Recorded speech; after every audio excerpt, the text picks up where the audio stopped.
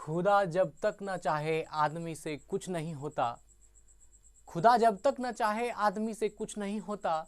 मुझे मालूम है मेरी खुशी से कुछ नहीं होता। वहाँ तेरा करम तेरा वसीला काम आता है, जहाँ मजबूर होकर आदमी से कुछ नहीं होता। Hello guys, I am Ricky and your most welcome to our YouTube channel Nirmala Nirvan classes. हम लोग आधुनिक भारत देख रहे हैं और आधुनिक भारत में आज जो टॉपिक है इसमें हम लोग पढ़ने वाले हैं भारत में यूरोपीय व्यापारिक कंपनियों का आगमन। भारत में यूरोपीय व्यापारिक कंपनियों का आगमन, किस प्रकार भारत में यूरोपीय व्यापारिक कंपनियों का आगमन हुआ और किस तरह वो यहाँ पर स्थिर हुए और धीरे धीरे यहाँ पर उन्होंने व्यापार किया, व्यापार को बढ़ाया और फिर यहीं पर व्यापार करके यहीं के लोगों पर शासन भी किया। तो आज जो इसमें हम बात करेंगे, यहाँ तो बहुत सारे विदेशी आए, लेकिन आज जो बात होगी ये पुर्तगाली और डच पर होगी।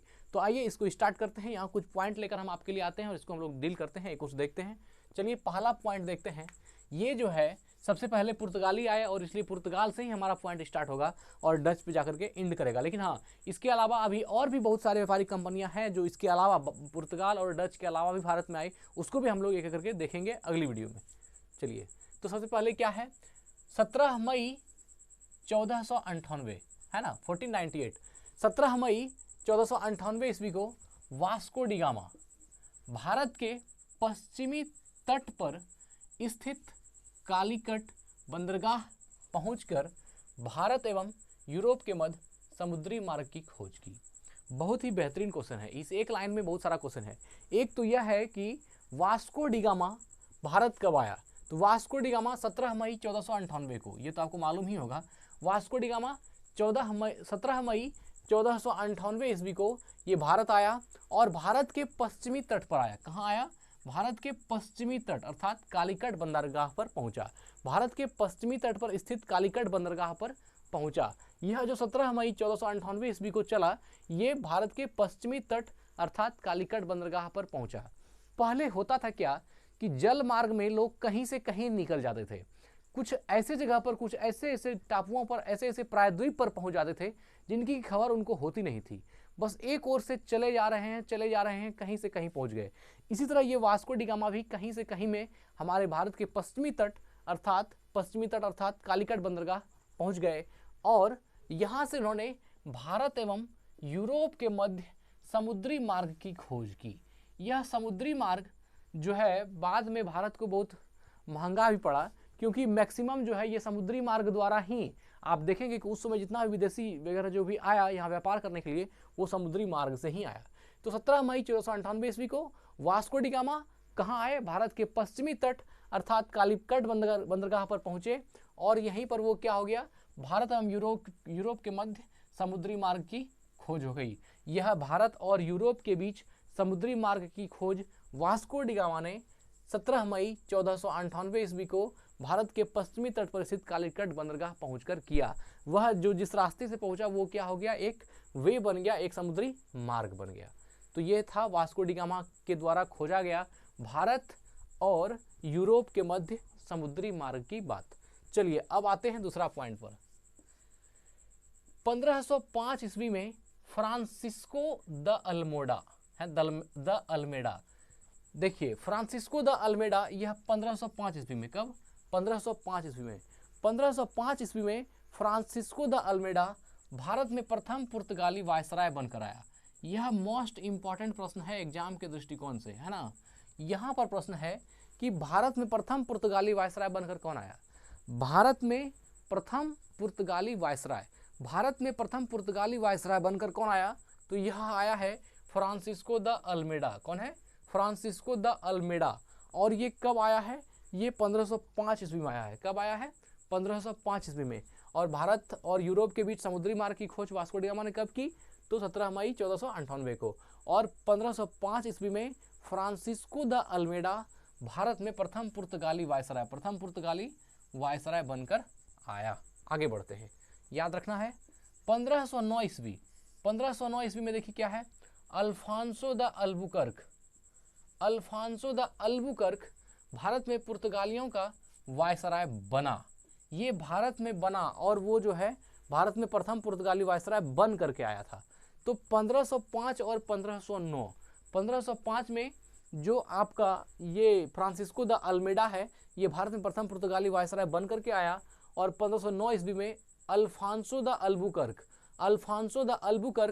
भारत में पुर्तगालियों का वायसराय बना। भारत में पुर्तगालियों का वायसराय बना। इसने 1510 ईस्वी में बीजापुर के यूसुफ आदिल शाह से गोवा को जीत लिया। देखिए कहानी स्टार्ट हो गई। अब जो धीरे धीरे ये लोग जो पहले दोस्ती करते हैं, फिर व्यवसाय करते हैं, व्यापार करते हैं, और उसके बाद क्या करते हैं, वहाँ पर अपना प्रभुत्व बनाते हैं। तो वो काम जारी हो गया। देखिए 1509 ईस्वी में अल्फांसो द अल्बुकर्क भारत में पुर्तगालियों का वायसराय बना, और इसने 1509 में बनवे किया। और 1510 ईस्वी में बीजापुर में जो यूसुफ आदिल शाह था, बीजापुर के शासक कौन थे, यूसुफ आदिल शाह, इससे क्या किया, गोवा को जीत भी लिया। 1510 में ही गोवा को जीत लिया। तो इसका मतलब 1510 तक गोवा पर किसका शासक था, यूसुफ आदिल शाह का शासन था। 1509 ईस्वी में अल्फांसो द अल्बुकर्क भारत में पुर्तगालियों का वायसराय बना, और 1510 में ही बीजापुर के यूसुफ आदिल शाह से गोवा को जीत लिया। आगे देखते हैं। पुर्तगालियों ने अपनी पहली व्यापारिक कोठी कोचीन में खोली, है ना। पहली व्यापारिक कोठी कहाँ खोली, कोचीन में। मोस्ट इंपॉर्टेंट प्रश्न है, बहुत ही महत्वपूर्ण प्रश्न है, ध्यान रखिएगा। क्या कहा जा रहा है, पुर्तगालियों ने अपनी पहली व्यापारिक कोठी कहाँ खोली, कोचीन में खोली। पुर्तगालियों ने अपनी पहली व्यापारिक कोठी कोचीन में खोली। ठीक, आगे देखते हैं। दक्षिण पूर्वी तट पर पुर्तगालियों की एकमात्र बस्ती सन थोमे थी। क्या नाम था, सन थोमे। ये जो है दक्षिण पूर्वी तट, भारत का जो दक्षिण पूर्वी, जो आप इंडिया का मैप देखते हैं, इसमें जो दक्षिण पूर्वी तट है वहां की बात की जा रही है ना। ये हो गया आपका नॉर्थ, ये साउथ, ये दक्षिण पूर्वी। तो दक्षिण पूर्वी तट पर पुर्तगालियों की एकमात्र बस्ती सन थोमे थी, है ना। पुर्तगालियों की एकमात्र बस्ती, ये नॉर्थ साउथ, ये ईस्ट और ये वेस्ट। तो ये कहाँ कह रहा है, दक्षिण पूर्वी तट। तो साउथ वेस्ट की बात हो रही है। दक्षिण पूर्वी, ये देखिए ये दक्षिण होगी और ये पूर्वी, सॉरी दक्षिण पूर्वी तट यहाँ हो गई, साउथ ईस्ट। हाँ, ये पूर्व हो गया और दक्षिण साउथ ईस्ट में। तो ये क्या कर रहा है, दक्षिण पूर्वी तट पर पुर्तगालियों की एकमात्र बस्ती सन थोमे थी, और उस बस्ती का नाम क्या था, सन थोमे। यह भी महत्वपूर्ण प्रश्न है, बहुत ही ज़्यादा मोस्ट इम्पोर्टेंट प्रश्न है कि दक्षिण पूर्वी तट पर पुर्तगालियों की एकमात्र बस्ती का नाम क्या था, सन थोमे। सन थोमे, दक्षिण पूर्वी, भारत के दक्षिण पूर्वी तट पर पुर्तगालियों की एकमात्र बस्ती का नाम क्या था, सन थोमे थी। आगे देखते हैं। पुर्तगालियों के बाद भारत में डच लोग आए। अब देखिए यहाँ तक पुर्तगाली एंड कर गया। पुर्तगाली से बहुत चीज याद रखिएगा। पुर्तगालियों के बाद भारत में डच लोग आए। अब किसकी बारी आ गई, डच की। पुर्तगालियों के बाद भारत में डच लोग आए। पहला डच यात्री कार्नेलियन हाउटमैन। पहला डच यात्री कौन है, कार्नेलियन हाउटमैन। 1956 में भारत के पूर्व सुमात्रा पहुंचा। ये भारत के पूर्व में, जो भारत का ईस्ट वाला पार्ट है, सुमात्रा पहुंचा। वहां कहां पहुंचा, सुमात्रा पहुंचा। क्या कर रहा है, पुर्तगालियों के बाद भारत में डच लोग आए, पुर्तगाली के बाद डच आए। पहला डच यात्री कौन है, कार्नेलियन हाउटमैन। कार्नेलियन हाउटमैन, ये मोस्ट इंपॉर्टेंट प्रश्न है। भारत आने वाला पहला डच यात्री कौन है, कार्नेलियन हाउटमैन। कार्नेलियन हाउटमैन याद रखना है, कार्नेलियन हाउटमैन। यह जो प्रश्न है बहुत महत्वपूर्ण है। डच, भारत में आने वाला पहला डच यात्री, भारत आने वाला पहला डच यात्री कौन हो गया, कार्नेलियन हाउटमैन। और ये कब आए हैं, 1956 ईस्वी में भारत आया। भारत के पूर्व सुमात्रा में आया। भारत का जो पूर्व वाला हिस्सा है सुमात्रा, वहां आया। कौन, पहला डच यात्री कार्नेलियन हाउटमैन। कब, 1956 में। आगे देखते हैं। डचों ने, है ना, डचों ने भारत में अपनी प्रथम व्यापारिक कोठी, या जिसको फैक्ट्री बोलते हैं, प्रथम व्यापारिक कोठी 1605 ईस्वी में। कब, 1605 ईस्वी में मसूलीपट्टम में स्थापित की। मोस्ट इंपॉर्टेंट प्रश्न है, बहुत ही महत्वपूर्ण प्रश्न है। ये देखिएगा, आज का जो ये है, ये बहुत ही महत्वपूर्ण प्रश्न इसमें आ रहा है। मसूलीपट्टम, डचों ने भारत में अपनी प्रथम व्यापारिक कोठी 1605 ईस्वी में कहाँ खोली, मसूलीपट्टम में। कहाँ खोली, मसूलीपट्टम में स्थापित की। मतलब ये जो डच भारत में आए, तो डचों ने अपनी प्रथम जो व्यापारिक कोठी या प्रथम व्यापारिक फैक्ट्री जो खोला, ये 1605 में कहाँ खोला? मसूलीपट्टम में। तो क्वेश्चन आपसे पूछा जाएगा डचों ने अपनी प्रथम व्यापारिक कोठी 1605 ईस्वी में कहाँ खोली? तो मसूलीपट्टम में। कहाँ स्थापित की? मसूलीपट्टम में। डचों ने मसूलीपट्टम में। और दक्षिण पूर्वी तट पर पुर्तगालियों की एकमात्र बस्ती कौन थी? सन थोमे। ये सब क्वेश्चन बहुत महत्वपूर्ण है। डचों की दूसरी व्यापारिक कोठी पुलिकट में स्थापित हुई। देखिए पहली कोठी मसूलीपट्टम में डच की, और डच की दूसरी कोठी पुलिकट में स्थापित हुई, जहां उन्होंने अपने स्वर्ण सिक्के अर्थात पैगोडा, स्वर्ण सिक्के को पैगोडा कहा जाता था, जहां उसने अपने स्वर्ण सिक्के पैगोडों को ढाला और पुलिकट को ही समस्त गतिविधियों का केंद्र बनाया, और पुलिकट को ही सेंटर बनाया। वहीं से सारी गतिविधि चालू होती थी, वहीं सारी गतिविधि एक्टिव होती थी। तो डच का भारत में जो प्रथम व्यापारिक कोठी है वह 1605 में मसूलीपट्टम में, और डच का दूसरी बार व्यापारिक कोठी जो भारत में है वो पुलिकट में स्थापित हुई। उन्होंने अपने स्वर्ण सिक्के, जो स्वर्ण सिक्के को क्या बोलते थे? पैगोडा।